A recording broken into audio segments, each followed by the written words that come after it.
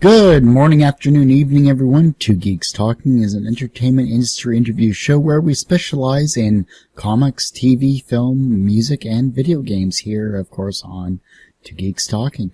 I'm your host, Kurt Sasso, and we're joined by a fellow comic creator, a writer, illustrator, awesome guy all around, but we've had him on the show before. This is the first time we've had him.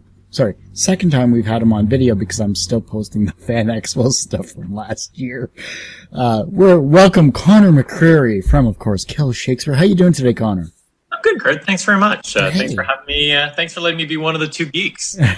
Well, hey, it's good to be inclusive in the geekery here and the culture that we know and love oh so well. But Kill Shakespeare is one of those awesome comics, graphic novels, because it takes Shakespeare and it makes it fun again. You know, it was wonderful to see. You know, we've talked with you before about that, but a lot has changed in the past year. You've had a lot of wonderful new products and new books coming out. Most notably, I think, is your Kill Shakespeare, The Mask of the Night 2, which came out today. Yeah. Actually, Mask of Night #2. It's the new comic series we're doing with Kill Shakespeare. We've done it'll be the fourth trade and the third series. Our first series was 2 trades long, 12 issues, and it was, for the people out there who's not really familiar with Kill Shakespeare, the idea behind Kill Shakespeare is it is a action adventure story, and it takes all of Shakespeare's characters, puts them in the same world, and then pits them against each other on this quest to either save or kill this mysterious wizard by the name of William Shakespeare. So that was our first arc, was about this quest for Shakespeare. And you found out, was he an evil wizard like some of the characters believed? Was he in fact this sort of benevolent creator like other characters believed? Or did he turn out to be something entirely different? And that was Hamlet's quest. And Hamlet was on that quest, to sort of save the land, but to get his father back from the dead. And then from there, we did The Tide of Blood, which took some of the surviving characters, because it's Shakespeare, people got to die, and brought them to the island from the Tempest. And now, with Mask of Night, we've again kept some of our core characters in the story, but we're introducing another group of Shakespearean favorites. In this case, Viola is our main one. She's from Twelfth Night, and she's famous for being one of these female characters who dresses as a man, is very transgressive, doesn't really doesn't take crap from anybody, and we've taken a cue from early in her play, which has given us an excuse to reimagine her as a pirate. So Mask of Night is this awesome pirate tale. And the first issue was last month, and the second issue, where, as we like to say, it's the issue that focuses on marriage proposals and mutinies. Those go naturally together. And that's kind of what came out today, or exactly what came out today on the shelves. That's amazing. You guys are always, you and Anthony are always so busy just not only promoting the books, but coming up with new ideas and new concepts, new ways to market and brand Kill Shakespeare. I think what's been most interesting, at least for me, has been the fact that you're gamifying Kill Shakespeare as well too. I think that's a pretty bold step too. Well, thank you. We've actually done a couple of things with games in Kill Shakespeare. We've actually developed a prototype of like a mobile game, which is sort of this fun Shakespearean, sort of decipher Shakespearean phrases, insult your opponent while doing so.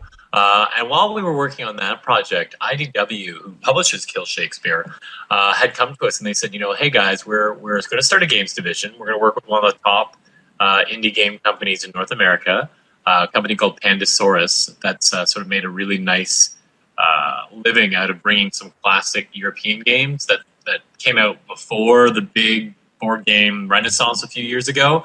They've taken those games and brought them to North America and done very well. Well, they've been doing some more original games, and so IDW's teamed up with them to do original games based on their own IP.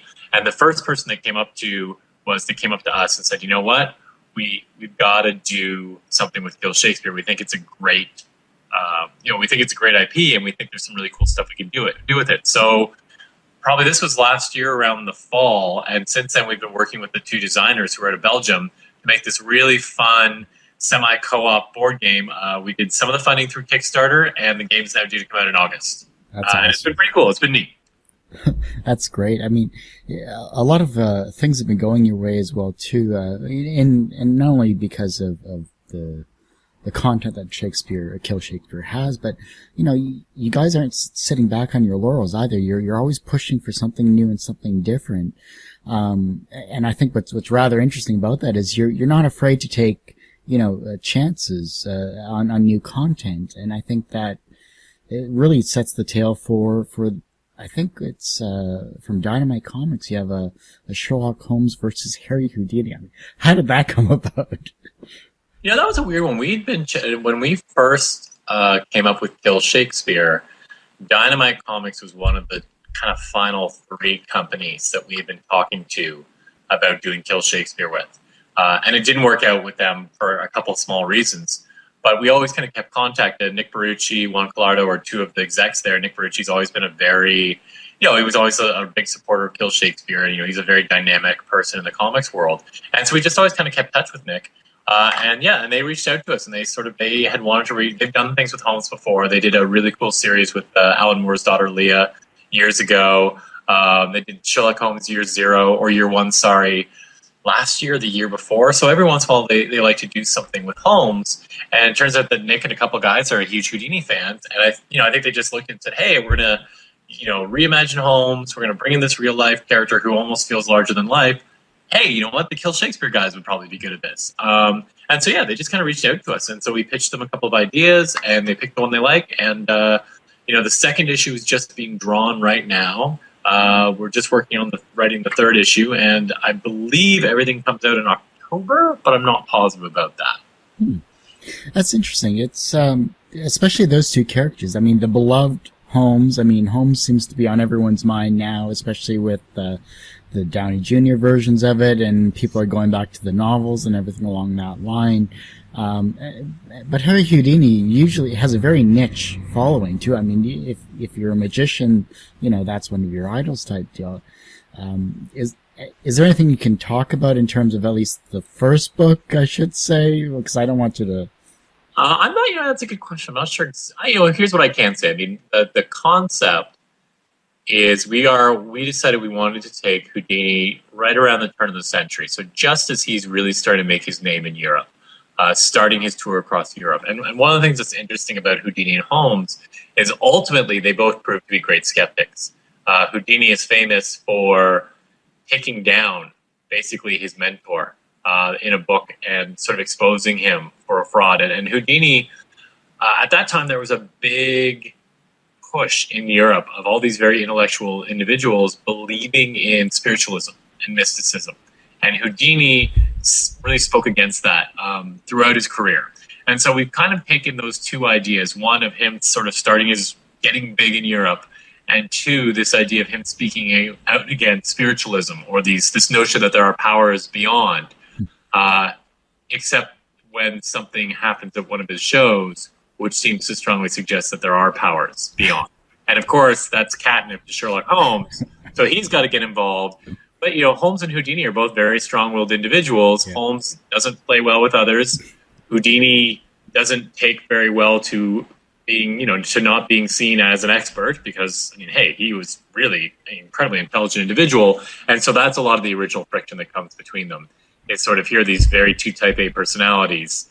And, it's not like Houdini's going to back down because this is his livelihood.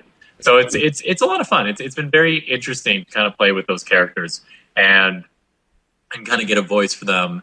And like you said, Holmes's fans are very, very, they're very rabid. They want to make sure you don't, they're always interested in a new look at the character. I think the BBC Sherlock Holmes show has shown that. But at the same token, I've had friends of mine email me when they found out and be like, "Don't screw this up.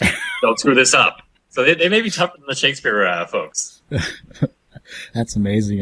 It was funny. I ended up rewatching the old Jeremy Brett Sherlock Holmes series from way back when, and it reaffirmed, the timelessness that Holmes as a character, at least in media, truly is. You're really taking some big shoes and you're filling them fairly well, I have to admit. But when it comes down to it, though, we have Fan Expo coming up end of August. Hopefully, I'm sure you guys will be there. Oh, yeah. I'm hoping I'll be there as well too, so it'll be great to see you guys again. What else are you trying to focus on, at least in terms of branding, in terms of your personal branding with Kill Shakespeare? I mean, a lot of what we're working on right now, I mean, obviously the board game is a big thing in the new series. We did just recently sign with agents and management down in Los Angeles. So we are now being repped, and actually as we speak, Kill Shakespeare is sort of being pitched out to people as a television show. Awesome. Which, I think we've thought when we were speaking with you before, we worked on some feature film stuff, and then we sort of switched tacks and looked and thought, TV is really the right place for something like this. And so, yeah, we've been fortunate. There have been a number of people who've been intrigued by the idea, and we're at the very beginning stages of hopefully putting together a great team and doing something really neat. And that's something where Anthony and I would be involved creatively and from the business perspective. We wouldn't necessarily be running the show like that, but we would be in the room. We would be helping to guide the creative direction of it. So we put together a television Bible, and we're just, like I said, we're at the very beginning stages of that. I mean, who really knows where that all lands? But that'll be a lot of our focus. I mean, one of the reasons Mask of Night is a bit of a shorter installment, it's a 4-issue, super tightly packed adventure. Is because we wanted to make sure we had the time to then do this next. That doesn't mean that we aren't going to cycle back to comics. I mean, Anthony has long wanted to play with Beatrice and Benedict and do kind of a His Girl Friday, sort of kind of almost a little bit of a spy caper. And I can't wait to bring Hamlet back to Denmark. I think there's a lot of fun things that can happen when our Hamlet, with some of his cast and crew in tow, return back home. Is he ultimately fated to have a tragic ending, or can we get Hamlet something a little happier? As long as he doesn't die in like the market or something like that, I mean, that would just be slips on a banana. A soft shoe routine. Slips on a banana. That'd be awesome. How about? I've also seen. I know you have the theater productions were going on over in Europe and England as well. I think that was more of last year's type of stuff as well too. I didn't really get a chance to kind of ask you about that because all I saw were Anthony's pictures of him in Europe, and it was just like, oh, that's cool, No, we're still doing stuff. I mean, the theater show played in St. Louis earlier this year. It's going to be in Philadelphia as part of the Philadelphia Free Library's celebration of Shakespeare's birthday. It's also going to be at a Fringe Festival in Philadelphia. It's going to play there. It's actually, right now, the play is actually, you may have seen some of our tweets, but it's being done as a radio play, like but done podcast style. So it's actually being serialized on a podcast where people can listen to the whole thing. And this is interesting because the people who are doing that, they've actually adapted our adaptation and actually made it much longer. Because for the play, we had to cut out big chunks of the comics. It would never fit into a 90-minute performance. Right. And because they're doing a serialized version, they've gotten rid of that idea, and they are making they're making every little bit nook and cranny. They're adding things to it. It's pretty cool. And then the show's going to play in Rochester. It looks like it's going to play in Edmonton. Wow. And we've actually been approached by Audible UK about the ideas of maybe doing like radio dramas with Kill Shakespeare. So there's a lot of fun stuff that we're kicking around. We'd like to go in as many different directions. We'd still love to do a kind of a broken sword, or maybe like a Telltale style video game for Kill Shakespeare. Yeah. Like very much puzzle based and character based. There's a lot of fun stuff we're looking at doing. I mean, hopefully this can keep us busy for quite some time. Along with a few other projects that we're working on in the back. How do you spend time for yourself though? Because if it's not working, you're promoting it, you're doing everything else along that line. I mean, for the amount of years that you've been doing this, I'm glad to see that you aren't burnt out by it. You're still so passionate about it even after all this time, which is wonderful. Yeah, I mean, I think a lot of it is, as cliche as it sounds, is it's chatting with people like yourself. It's going to conventions, right? I think it's easier to get burned out.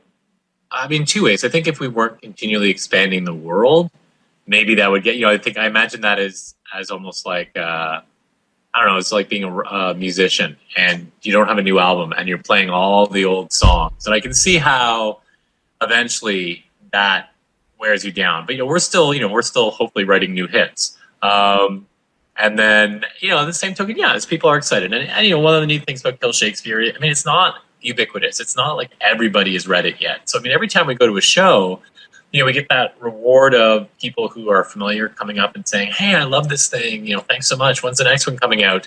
But we get tons and tons of people that we get to introduce them to the concept for the first time. And they, wow, this is amazing. I've never even heard of this. How did I not know about that? And, I think that's pretty energizing. And the fact that we do different mediums. I think if maybe we were only doing comics as much as we both love comics, if that's kind of all we were doing, maybe that too would get a little more tiresome. But, like in August, I'm going to fly down to Rochester and do a Q&A with an audience there after they see the show. And that'll be a totally different set of questions. And in the spring, I got to go to Pennsylvania because they actually teach a course on Kill Shakespeare. So I was a guest speaker at the Kill Shakespeare course. I know, it's like ridiculous. Anthony's going to be going to Norwich University in the fall because they're doing a celebration on Shakespeare and they want to put on the play and talk to the author and the creators. So, I mean, there's always something fun. Geez, that's amazing. A Kill Shakespeare course, that's incredible. Yeah, the entire university course on Kill Shakespeare. It's mostly studying adaptation. Since we adapted Shakespeare and then we in turn adapted our own work, the professor there was actually someone who'd worked on one of the Kill Shakespeare stage plays at a university in Arizona. And she just sort of thought, you know what, I can do a lot with this. So I got to see the students actually created their own stage play based on Tide of Blood, which had never been done before. So they basically, mimicked what we did for the first play and wrote a whole new play. Wow. And then they took the board game and they turned it into like a theatrical live playing event. So, yeah, which was crazy. It was amazing. It's so cool when you see like sort of so many talented, creative people out there, and it's really cool when you see them mess around with your stuff and make it better. That's amazing. That would be an interesting web series, doing a live action version of the board game as a web series. I mean, yeah, that'd be fun. The randomness of it would be interesting too. It's like have special guest dungeon masters or whatever. Maybe honestly, that's kind of a fun idea, Kurt. Well, just to bring me in on that, and I'm all for it. So, I know we have about 10 minutes left in the overall conversation here. I know you have to get going to another interview. What is it about going to conventions then? Because you've been doing the convention circuit this year so far, or yeah. We've done a bunch so far. How's that been this year with Kill Shakespeare? Because you have your pitch down. I've heard it before, and it's still great even after all this time. What have been some of the more notable conventions you've been to, and what have you learned from them? Normally Anthony and I trade off on shows so that each of us gets a chance to sort of see the different parts of the world, and I think that also maybe helps keep you from burning out a bit. So, this year I was in Calgary, which is a great show. I've always enjoyed going to Calgary. It's really well run. Kendrick Spoon is the guy who organizes that show, and he does the one out in Edmonton as well. Calgary's a great show. I met a lot of wonderful people. I went to a poutine party one night, homemade poutine, which was pretty cool. I met some really great artists and creators there. Calgary is always a great show. I got to go to London this year. For London MCM, and that, I was staying with a friend of mine who's a comics creator, and we just got to talk comics and hang out, and we worked on some ideas together. It's cool to be somewhere where your accent is exotic. Anthony was in Chicago, and we had record sales. We've been really lucky. At the risk of shooting your own horn, most of the shows we've been to this year, we set new records for sales. Which is cool. For a book that's been out for 4 or 5 years, in total, when you consider the very first issue, it's pretty cool. We debuted a new T-shirt at the American Library Association. It's you've probably seen the Justice League of Shakespeare shirt. Yeah. Well, we now have the Shakespeare and Legion of Doom, and that thing sold like hotcakes there. So I always love going to conventions. People are so cool. I feel bad because I have all these photos I haven't posted yet. That's where it comes and haunts you, is when you're doing everything. But there's just so many cool things going on, and I just love getting to go to conventions. You meet cool people, and I have all these, like I said, I have all these great photos I've got to post of just getting to smile and laugh and joke and goof off with not just fans, but also fellow creators. Have you seen any Kill Shakespeare cosplayers yet? We have had one. one set that we know of. A couple out in Ken and Alicia Robichaux in Halifax. What up? They've cosplayed as Kill Shakespeare characters. I'm hoping I can talk them into doing it again for HalCon this year. They're amazing. They made an entire Richard III and Lady Macbeth outfits from scratch. And I used to joke with Anthony. I'm like, we know we'll really made it. Not just when we have cosplayers, but when we have somebody who was like, when you get somebody who's like, oh yeah, I'm Lady Macbeth, but I'm issue 9 Lady Macbeth. I'm not issue 3 Lady Macbeth. That's to me, that's when I'll be like, all right, we've really made it. So I don't know, it'll be fun. I'm curious to see what kind of comes next. And if we ever do make it through to television or something like that, I'm sure that will, that'll be another boost, and more people will find out about it, and hopefully that'll then bring them into the comics world, and ultimately bring them not just to our comics, but to all these other great comics. I mean, that's one of the things that gets me excited, is the idea of Shakespeare fans finding out about comics and then just diving into the rabbit hole. Handing them Sandman, handing them Transmetropolitan, handing them blankets, and handing them Alan Moore's run on Batman, like all those kind of things. Oh, and there's a cat. That's the official mascot cat. Shoot you. Well, that's wonderful and amazing, and I can't wait to see you this fan expo again. I mean, it's going to be a wonderful, amazing time. A 20th anniversary as well too. I mean, how cool is that? Like, it's pretty cool. It's pretty outstanding. Like, it's amazing to think of how far, quote unquote, geek culture has come. Right? Like, when you think of even 10 years ago, I mean, Fan Expo was not a big thing like it is now. There weren't 3 or 4 Comic-Cons in Toronto that all do decent business. I mean, you had San Diego, and that was kind of it. And now I think there's 4 or 5 conventions that bring in at least 70,000 people over the weekend. And you got shows in Edmonton and Winnipeg and Saskatchewan and Vancouver and Ottawa and Niagara Falls. I mean, everywhere you go, somebody who's really cool and passionate about comics and geek culture is like, let's get together and have fun. And I think that, to me, that's the coolest part about this whole thing, is even though it's about making a living and it is a business in its sense, it doesn't feel that way. It really, you're kind of lucky. It's about cool, creative stuff, and nobody's making so much money that it becomes about the money. It's really about making cool stories and meeting cool people. You should come on down to Windsor. We have our one-day comic convention in December, and as well as a summer con that's going to be on August 17th. Windsor in December. That doesn't seem like the most fun one. Although we actually have been to Windsor twice, because there's a book show. There's a book fair, a book festival in Windsor, and we've been invited to it for a couple of years. You should tell me when you're down. I'll stop out and see you guys. Yeah, I'll look and see when the next one is, because we went. I don't think we could go last year, so maybe we fell off the list. But we got invited for a couple of years. I mean, Kagan McLeod, who was the original cover artist in Kill Shakespeare, from around that way. Oh, really? So we did a talk at his high school, and it's like a book show. So we just kind of drove out there. We drove out there one time, and I think we got. Oh yes, we flew one time. Flew us back on Porter, and I saw the Stanley Cup. Very the Stanley nice. Cup was going to Windsor Airport, which was a random thing. Yeah, there you go.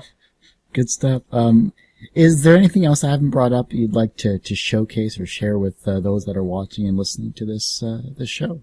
No. I mean, I just, first of all, thanks again for letting me be part of, Two Geeks Talking. And for people who are interested, I mean, Kill Shakespeare, it's a lot of fun. If you know your Shakespeare, there's a ton of Easter eggs. It's definitely a loving homage. But by the same token, I would say most of our readers are people who are not super familiar with Shakespeare. You like things like Lord of the Rings, Game of Thrones, Fables, League of Extraordinary Gentlemen. We're definitely up your alleyway. You can check us out at our website, which is just Kill Shakespeare. And if you're one of those very smart people who's been using Comixology, although I know that's kind of a bit of flux right now, the first couple of issues are online there for free. So that's a great way. If you think this is interesting, we call that the Kill Shakespeare Challenge. We challenge you to read those first issues, and if you don't want to come and buy Kill Shakespeare at your local convention, you get to flip our table. Luckily, no one's done that yet. I can neither confirm nor deny the statement. Fair enough. Well, Connor, I always eat a lot of pie before. so that I can weigh down the table. Yeah, I was going to say heavy hand that. Well, Connor, thank you again for taking the time to do this and for coming on the show. It's always a pleasure having you on, as always, and I'd love to have you back on next year and maybe get Anthony on as well, too, because he's a very difficult guy to track down, being a fellow Canadian and all. So. Well, and now he's in New York City, so I mean, it's tough, but definitely for sure. I know Anthony would love to do it, and he was sorry he couldn't be with us here tonight, but tonight is his basketball night. Oh. He's playing ball in New York City. Oh, he's balling in the New York. Balling in the NYC. Oh, whoa, that's hardcore now.